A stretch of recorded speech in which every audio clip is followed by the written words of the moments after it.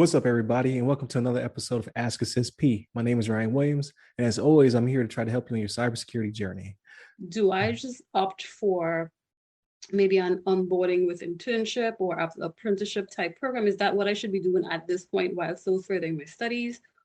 Or should I just do a whole broad range? Hey, apply to anybody and everybody, and who takes me, then we'll see what happens. So to that point, I know what I want to ask you.